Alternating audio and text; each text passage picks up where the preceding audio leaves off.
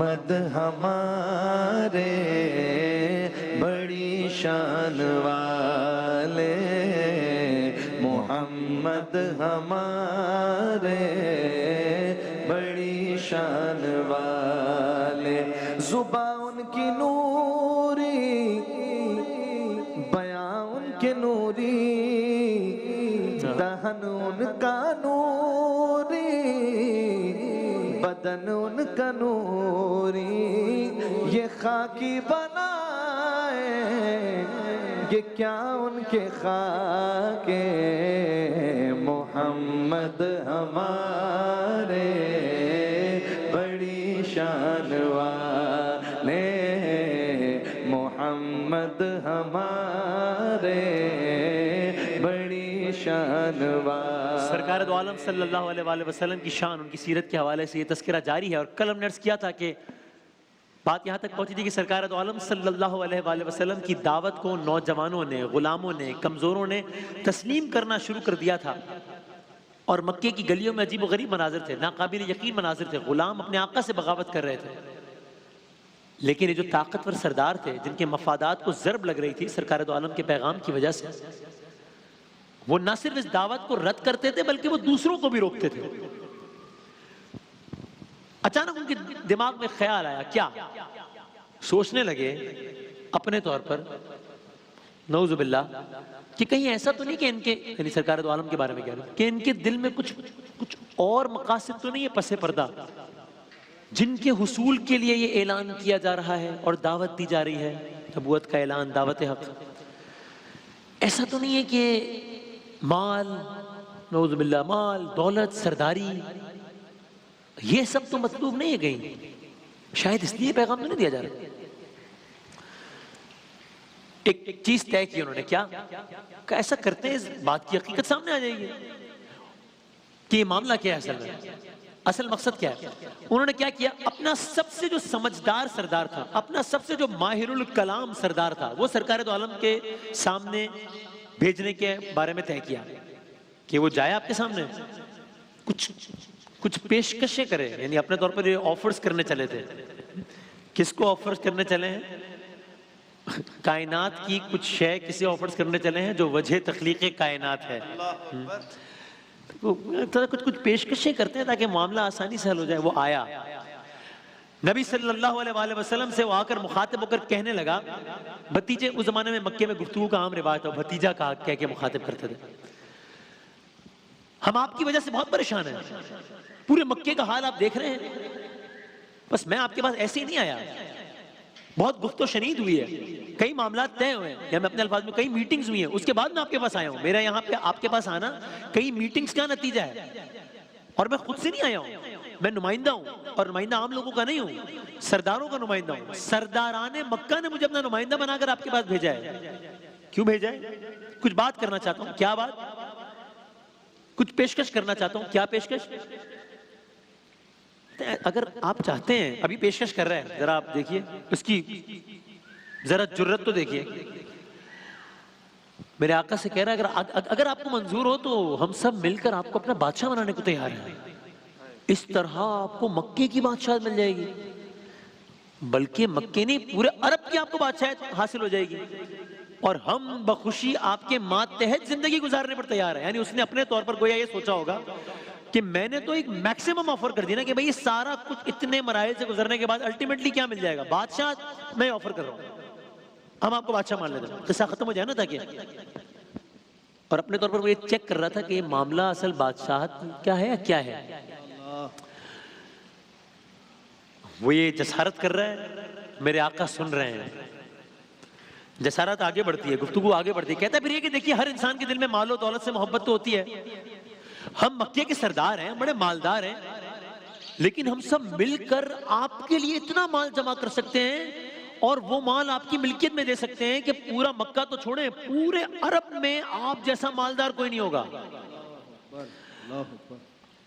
वो आगे मजीद पेशकशें भी करता रहा अपने तौर पर, यहां तक कि बदबख्त ने ये तक कहने की जसारत की कि अगर आप ये महसूस करते हैं, अगर आप ये महसूस करते हैं, जरा जुर्रत देखिए, अगर आप ये महसूस करते हैं कि नौज़ुबिल्लाह आप पर किसी आसिफ का साया है तो हम इलाज करवा देते हैं। वो ये जसारतें करता रहा, वो बोलता रहा, सरकार सुनते रहे। आपकी खिदमत में परसों अर्ज किया था कि अबू लहब बोलता रहा, सरदार सुनते रहे, और जब उसकी जसारत खत्म हुई तो जवाब सरकार ने नहीं दिया, जवाब अल्लाह ताला ने दिया था। ये आपके जहन में तब्बत यदा अबी लहब था। अब जरा आज का वाकया भी सुनिए। वो बोलता रहा, सरकार दो आलम सुनते रहे, अब वो खामोश हुआ। आपने एक लफ्ज कहा, क्या कहा जो कुछ कहना चाहते थे कह चुके या कुछ और कहना है? कहा नहीं, मैंने जो कहना था मैंने कह लिया। अब आप सल्लल्लाहु अलैहि वसल्लम जवाब में सरकार दो आलम सल्लल्लाहु अलैहि वसल्लम ने एक लफ्ज नहीं बोला।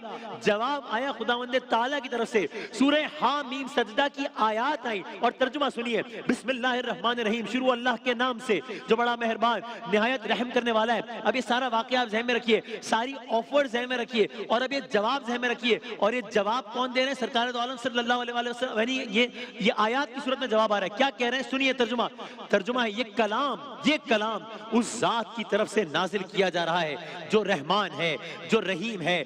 अरबी कुरान की शक्ल में ये वो किताब है जिसकी आयत इल्म हासिल करने वालों के लिए तफसील से बयान की गई है। ये मोहम्मद सल्लल्लाहु अलैहि वसल्लम खुशखबरी देने वाला भी है, खबरदार करने वाला भी है। फिर भी इनमें से अक्सर लोगों ने मुंह मोड़ रखा है, जिसके नतीजे में वो सुनते नहीं हैं और पैगंबर से कहते हैं जिस चीज की तरफ तुम हमें बुला रहे हो उसके लिए हमारे दिल गिलाफों में लिपटे हुए हैं, हमारे कान बहरे हैं और हमारे और तुम्हारे दरमियान एक पर्दा हाइल है। लिहाजा तुम अपना काम करते रहो, हम अपना काम करते रहें। ऐ पैगंबर कह दीजिए मुझ पर ये वही नाजिल होती है कि तुम्हारा खुदा बस एक ही खुदा है। लिहाजा तुम अपना रुख सीधा उसी की तरफ रखो और उसी से मग़फ़िरत मांगो।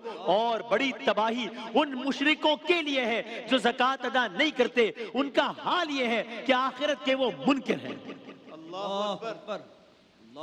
कुरान जवाब दे रहा है। और अब मेरे आका सल्लल्लाहु अलैहि वसल्लम इन आयात की तिलावत कर रहे थे और उन सरदारों की अजीब हालत थी। उसने अपने दोनों हाथ पीछे की तरफ टेके हुए थे और सरकार दो आलम सल्लल्लाहु अलैहि वसल्लम के चेहरे को देख रहा था। हमा तन गोश्त था। यहां तक कि जब आप सल्लल्लाहु अलैहि वसल्लम इस मकाम पर पहुंचे कि कहें कि बड़ी तबाही है मुशरिकों के लिए, तो उसने क्या किया? उसने चाहा कि आगे बढ़कर आपको रोक दे, हाथ के इशारे से हाथ करीब रख के रोक दे आप। यहां तक कि उसने कहा बस खुदारा मजीद कुछ ना कहिएगा, कहीं ऐसा ना हो कि हम पर अल्लाह का अजाब आ जाए। ऐसा ना हो कि हम पर अल्लाह का अजाब आ जाए। बस उसकी अजीब व गरीब उसकी कैफियत हो गई। वाक़या खत्म हो रहा है, इंशाल्लाह कारी मोहसिन साहब एक शेर से खत्म करेंगे। उसकी अजीब व गरीब कैफियत हो गई।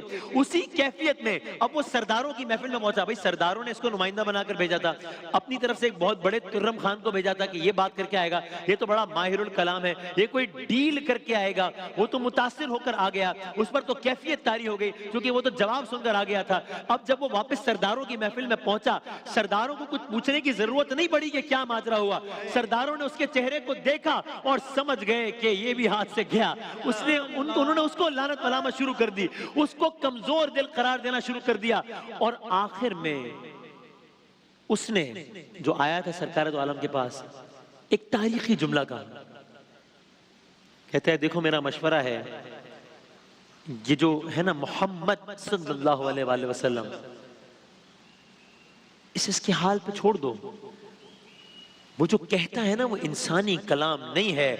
मुझे यकीन है, वो सरदार खुद कह रहा है जो ऑफर्स करने आया था, मुझे यकीन है कि इनको फतह जरूर मिलेगी। अगर इनको दुनिया पर फतह हासिल हुई तो तुम्हारी फतह होगी, और अगर इनका खात्मा कर दिया गया तो लोग ये नहीं कहेंगे कि कुरैश वालों ने अपने ही एक फर्द को खत्म कर दिया। अब सरदारान मक्का ने इस सारी की सारी डेवलपमेंट के बाद एक फैसला किया और वो फैसला आपकी खिदमत में हम कल अर्ज करेंगे इंशाअल्लाह। अस्सलात कुल इमामत कुल सियादत कुल अमारत कुल, अस्सलात कुल इमामत कुल सियादत कुल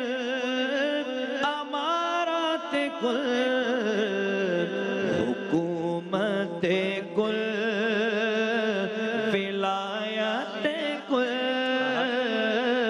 खुदा के यहाँ तुम्हारे लिए ज़मीनो ज़मान